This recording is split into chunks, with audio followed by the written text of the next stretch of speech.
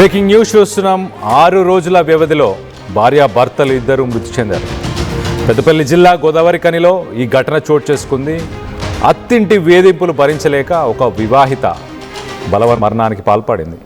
మన విజువల్లో చూస్తున్న అమ్మాయి బంగారు బొమ్మలా ఉంది. ఇటు నరేష్ అనే వ్యక్తిని ప్రేమించి పెళ్లి చేసుకుంది మమత.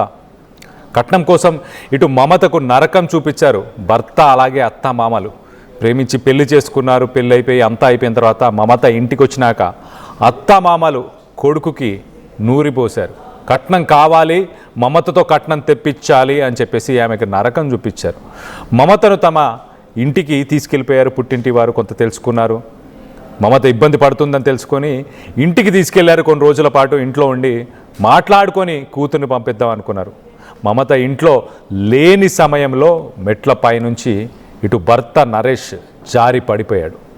ఇటు పడిపోయిన తర్వాత ఒక్కసారిగా తన తలకి బలమైన గాయమైంది. ఆసుపత్రికి తరలించారు.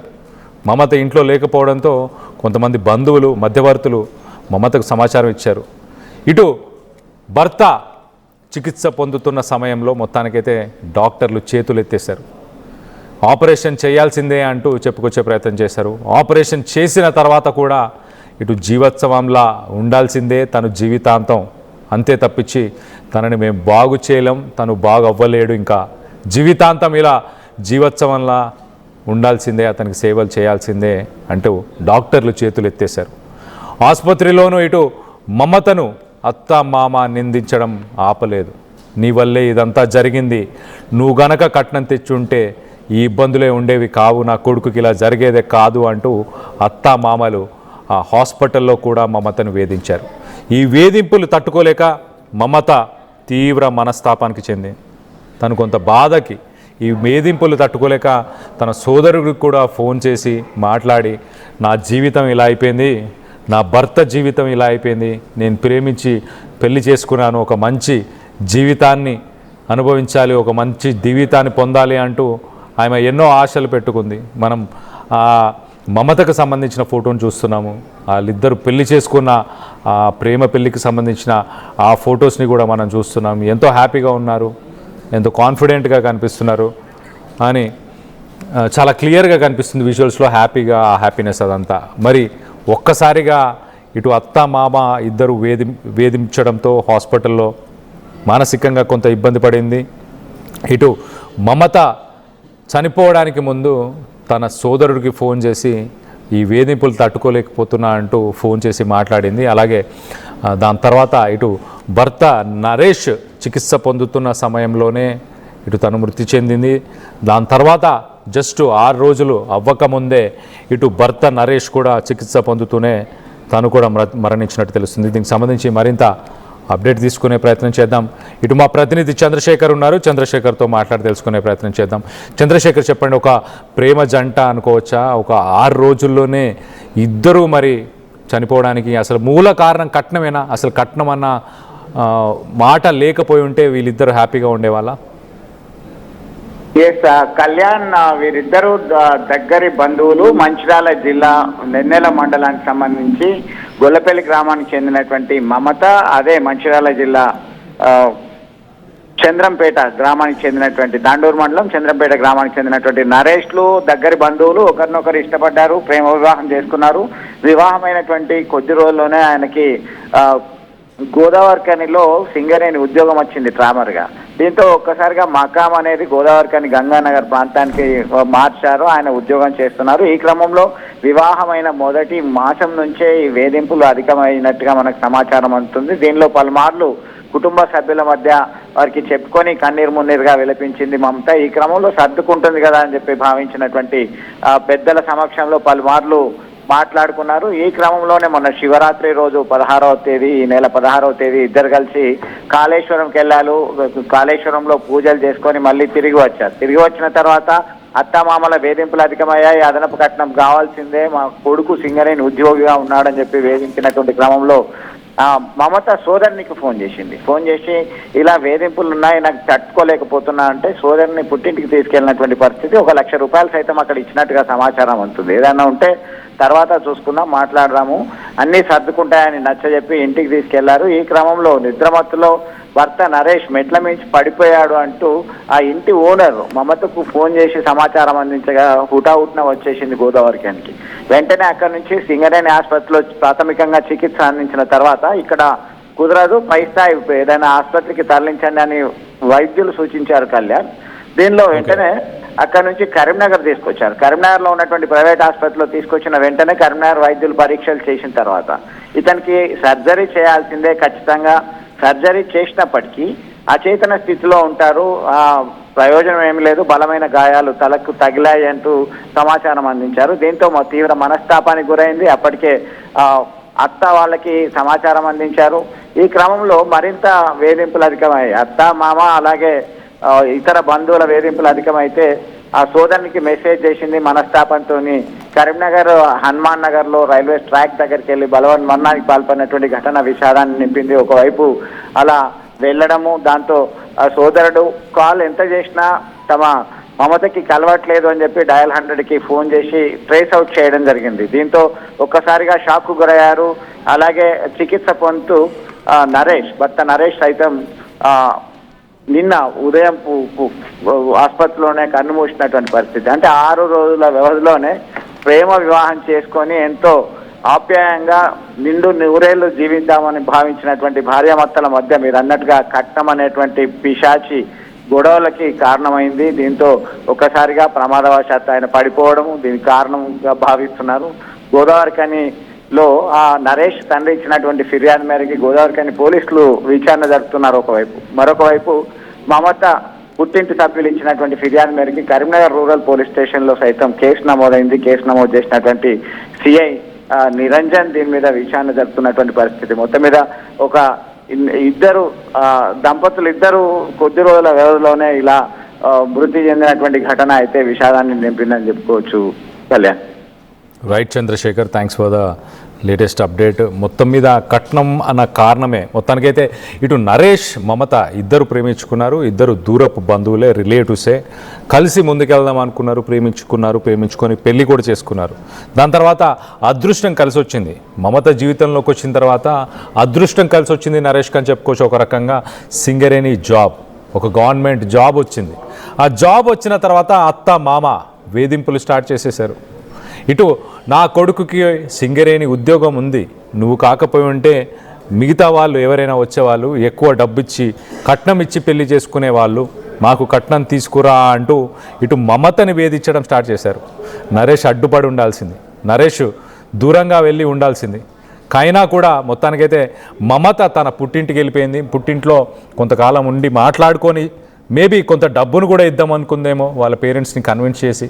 సో మొత్తానికైతే ఈ సమయంలోనే, ఈ గ్యాప్లోనే నరేష్ గోదావరిఖనిలో ఎక్కడైతే రెంట్కుంటున్నాడో ప్రస్తుతానికి ఉద్యోగరీత్యా ఆ ఇంట్లోంచి ఆ మెట్ల మీద నుంచి పడిపోయినట్టు తెలుస్తుంది. ఒక్కసారిగా తనని హాస్పిటల్కి షిఫ్ట్ చేసిన తర్వాత ఇటు మమత కూడా హాస్పిటల్కి చేరుకుంది ఓనర్ ఫోన్ చేసిన తర్వాత.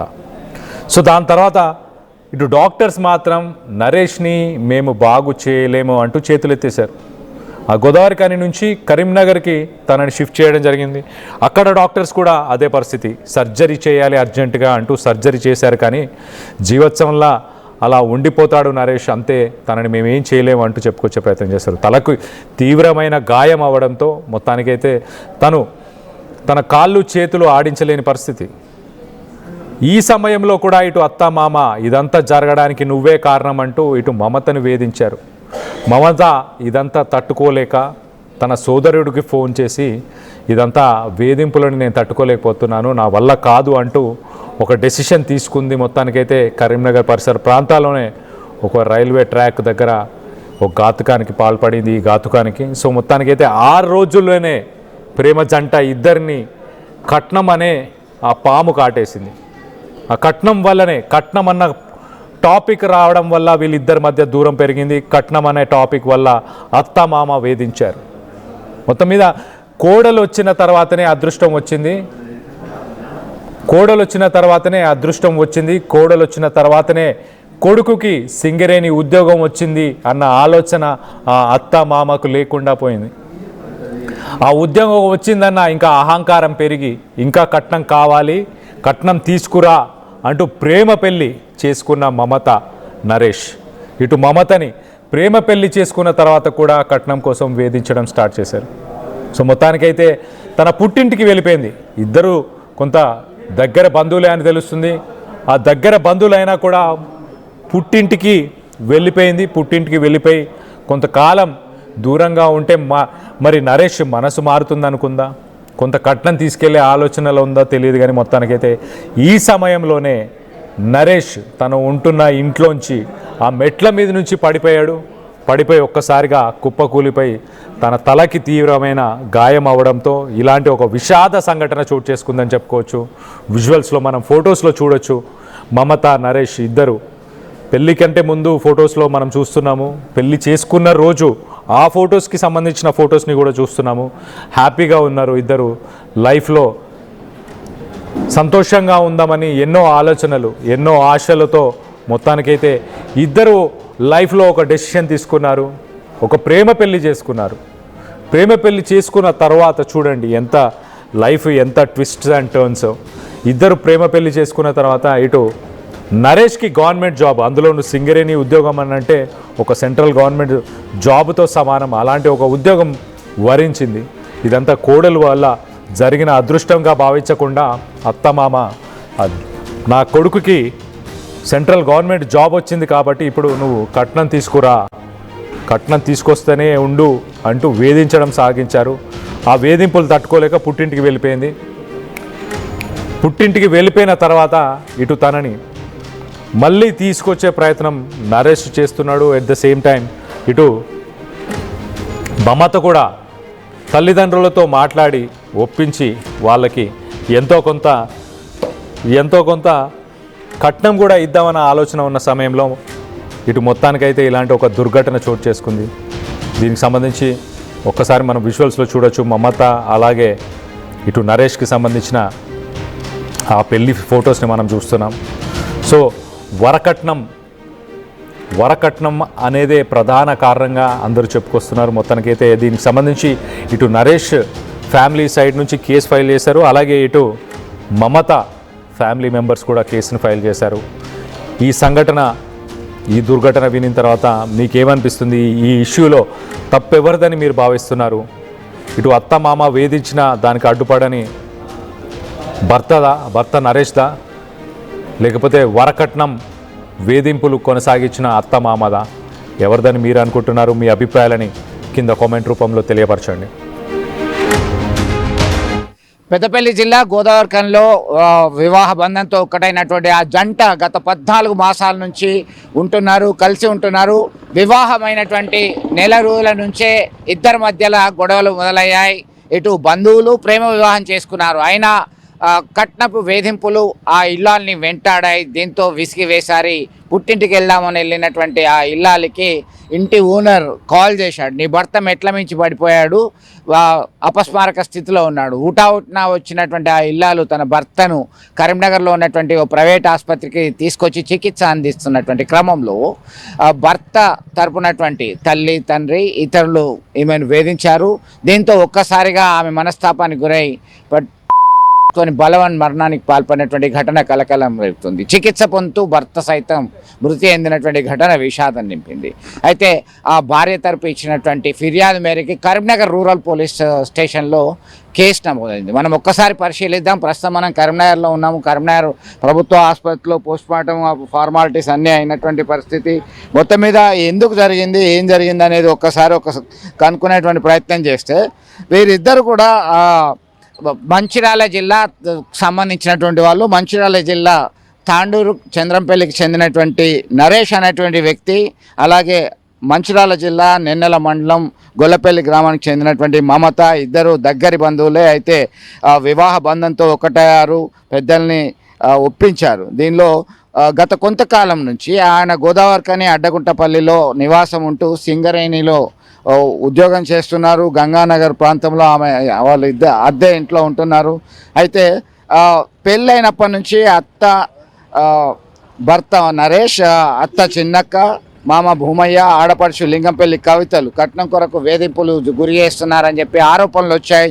దీనిలో భాగంగా మనస్తాపానికి గురైనటువంటి ఆ ఇల్లాలు ఈ నెల 16న కాళేశ్వరం వెళ్ళొచ్చిన తర్వాత, శివరాత్రికి కాళేశ్వరం వెళ్ళొచ్చిన తర్వాత కొన్ని గొడవలతో తమ్మునికి ఫోన్ చేసింది. తమ్ముడు కాస్త ఇంటికి తీసుకెళ్లాడు. ఈ క్రమంలో గంగానగర్లో ఉన్నటువంటి ఇంటి ఓనర్, నీ భర్త మెట్ల మించి పడిపోయాడు, ప్రమాదం జరిగింది అని చెప్పేసి ఫోన్ చేశాడు. ఈ క్రమంలో హుటాహుటిన వచ్చేసి కరీంనగర్ తీసుకురావడం జరిగింది. చికిత్స అందిస్తున్నారు. అయినా ఆసుపత్రిలో ఒకవైపు భర్తకు చికిత్స అందిస్తున్నారు, సర్జరీ చేయాలి, చేసినప్పటికీ భర్త కోలుకునే పరిస్థితి లేదు, అచేతనంగా ఉంటాడని చెప్పేసి వైద్యులు చెప్పారు. దీనికి ఒక రకంగా ఏర్పాట్లు జరుగుతున్నటువంటి క్రమంలోనే మమత వేధింపులకు గురైంది. అత్యధికంగా వేధింపులకు గురి చేస్తున్నటువంటి క్రమంలోనే ఒక్కసారిగా ఆమె మనస్తాపానికి గురై కరీంనగర్ తీగలగుట్టపల్లి హనుమాన్ నగర్ ప్రాంతానికి వెళ్ళిపోయింది. అక్కడే రైల్వే ట్రాక్ సమీపంలో మరణానికి పాల్పడినటువంటి ఘటన. సోదరుడు మహేష్ ఎన్నిసార్లు ఫోన్ చేసినా ఫోన్ కలవట్లేదు.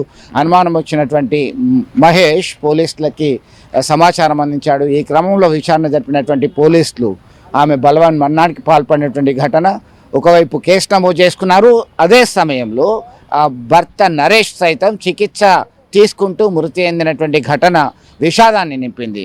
కేవలం 14 నెలలు మాత్రమే కలిసి ఉన్నారు. పెళ్ళైన మొదటి నెల నుంచే ఆ ఇల్లాలికి ఇబ్బందులు తప్పలేదు అని చర్చ జరుగుతున్నటువంటి పరిస్థితి. మొత్తం మీద 2 ప్రాణాలు ఈ గొడవలో తిరిగి రాని లోకాలకి వెళ్ళిపోయారని చెప్పుకోవచ్చు. విడుదల సుమంత్తో కలిసి చరిత్ర సృష్టించినోడు ఇప్పుడు ఆ చరిత్రని తిరగరాయబోతున్నాడు. అబద్ధాల గోడల్ని బద్దలు కొట్టి నిజాలను రాగా మీ ముందుంచబోతున్నాడు. నిజమైన వార్తల కోసం వెంటనే డౌన్లోడ్ చేసుకోండి రా యాప్ని.